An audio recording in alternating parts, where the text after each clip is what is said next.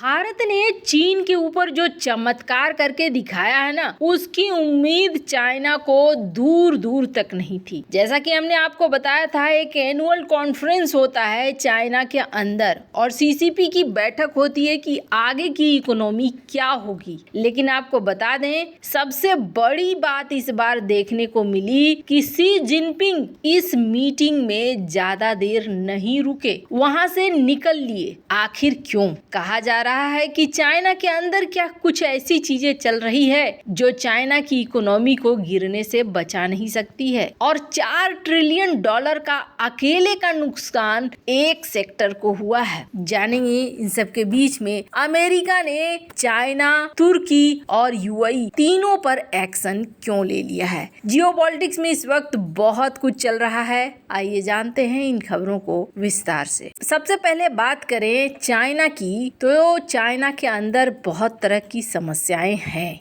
और पब्लिकली पहली बार Xi Jinping ने कुछ ऐसा किया है जो आज तक के इतिहास में चाइना के किसी भी लीडर ने नहीं किया था। स्क्रीन पर एक आर्टिकल देखिए, ब्लूमबर्ग की ये आर्टिकल है। चाइना के शी जिनपिंग पहली बार दूसरे दिन के इकोनॉमिक इवेंट में नहीं रहे। चाइना में इकोनॉमिक फोरम को लेकर जो हर साल एक बैठक होती है और इस बैठक में तय होता है कि आने वाले नए साल में हमारी इकोनॉमिक पॉलिसी कैसी रहेगी, हम किस आधार पर चलेंगे, वो सारी चीजें यहाँ से निर्णय होती है। पर शी जिनपिंग अपने इतने साल के कार्यकाल में पहली बार दिखे कि दूसरे दिन इन्होंने इस फोरम को ज्वाइन करने से मना करके ये कहाँ निकल गए, वियतनाम निकल गए। कहा जा रहा है कि उनका अनुपस्थित रहना एक नया अनएक्सप्लेन्ड मूव का सीरीज में एक और पॉइंट जुड़ गया है। आजकल चाइना की राजनीति में बहुत सारी चीजें हो रही हैं जिनका कोई एक्सप्लेनेशन नहीं है, कोई तथ्य नहीं है कि क्यों हो रहा है। पर जब पहले दिन भाषण दिया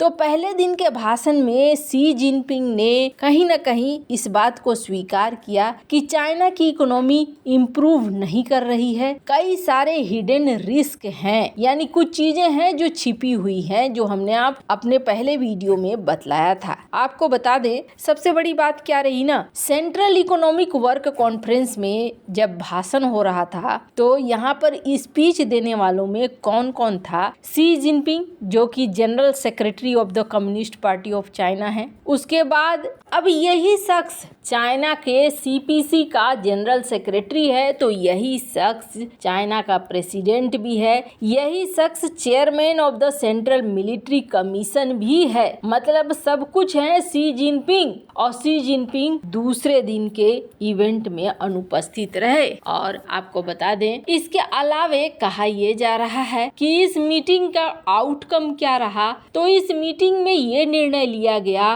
कि हम कुछ स्ट्रक्चरल एडजस्टमेंट करेंगे, हम ट्रांजिशन मॉडल को देखेंगे और भी कई चीजें देखेंगे और अगले साल हम सब कुछ संभालेंगे, सब कुछ ठीक करेंगे। आपको बता दें, ऊपर से अमेरिका ने चाइना, तुर्की के फार्म्स पर रूस के वार को सपोर्ट करने के नाम पर कई प्रतिबंध लगा दिए हैं। कहा जा रहा है कि इन प्रतिबंधों से चाइना को कमजोर करने की कोशिश की जा रही है। तो वहीं दूसरी तरफ एक वेटरन इन्वेस्टर हैं काइल बैस, इन्होंने क्या कहा है? इन्होंने कहा है कि चाइना का बैंकिंग सिस्टम डूब रहा है और रियल एस्टेट क्राइसिस ये कम से कम $4 ट्रिलियन का फाइनेंशियल नुकसान लेकर आ रहा है। सीएनबीसी में एक इंटरव्यू दे रहे थे और इस इंटरव्यू के दौरान इन्होंने कहा कि यहाँ पर जो चाइना में दिख रहा है कई सारी प्रॉब्लम है। बैस ने कहा,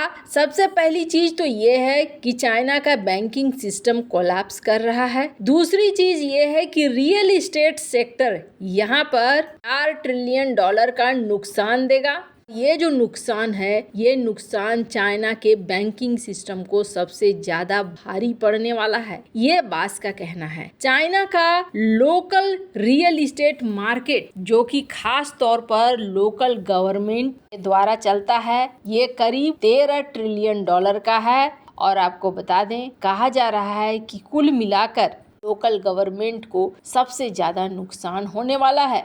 एक्सपर्ट ये कह रहे हैं कि यहाँ पर चाइना का जो ये रियल इस्टेट मार्केट है ये बहुत लंबे समय तक परेशानी में डालने वाला है। ये आराम से छोटे समय में हल नहीं होने वाला है। खैर, चाइना के अंदर ये सारी समस्याएं हैं और इन समस्याओं के बीच में पहली बार भारत ने कमाल कर दिखाया है। इस कैलेंडर साल के पहले 11 महीनों के दौरान चीन के साथ भारत का व्यापार घाटा पिछले साल की समान अवधि की तुलना में कम हो गया है और विशेषज्ञों का कहना है कि व्यापार घाटा पिछले साल के 100 अरब डॉलर के आंकड़े से कम होने की संभावना है। व्यापार घाटा होता क्या है? व्यापार घाटा तब उत्पन्न होता है जब कोई देश निर्यात से ज्यादा आयात करता है। पीपुल्स रिपब्लिक ऑफ चाइना के जनरल एडमिनिस्ट्रेशन ऑफ कस्टम्स के डेटा से पता चलता है कि जनवरी से नवंबर 2023 के बीच में चीन के साथ भारत का व्यापार घाटा 90 अरब डॉलर हुआ है, जो पिछले साल की तुलना में 2 अरब डॉलर कम है। ट्रेड एक्सपर्ट के मुताबिक इस वर्ष चीन के साथ भारत के व्यापार घाटे में आई कमी की सबसे बड़ी वजह भारत के निर्यात में वृद्धि नहीं है, बल्कि इसकी सबसे बड़ी वजह चीनी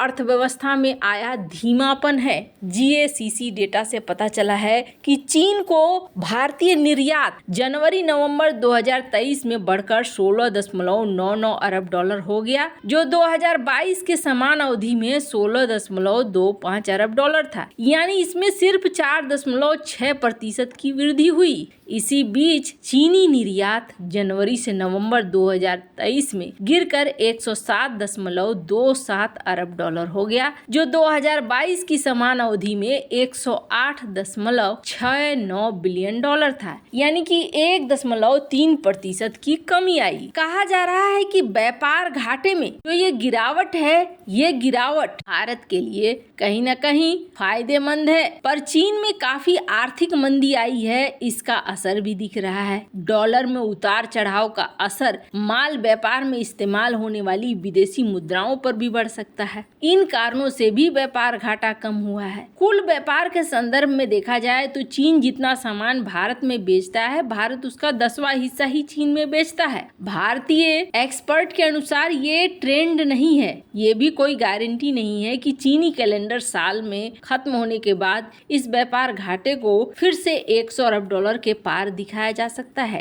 एक्सपर्ट कहते हैं कि व्यापार घाटे की असली तस्वीर को समझने के लिए इस साल के खत्म होने के बाद सामने आने वाले डाटा पर ध्यान देना चाहिए। फिलहाल जो ये गिरावट है, ये कम गिरावट है, मामूली गिरावट है, लेकिन धीरे धीरे भारत जैसे ही चाइना से दूरियां बना रहा है, अलग अलग स्रोतों पर अब निर्भर रहना चाहता है, जल्द ही ये व्यापार घाटा और भी ज्यादा बढ़ेगा और ये भारत के लिए बहुत ही अच्छा संकेत है। वैसे इन सब मामले में आपकी क्या राय है, कमेंट कर जरूर बताएं। जल्द मिलते हैं अगले वीडियो में नई खबर के साथ।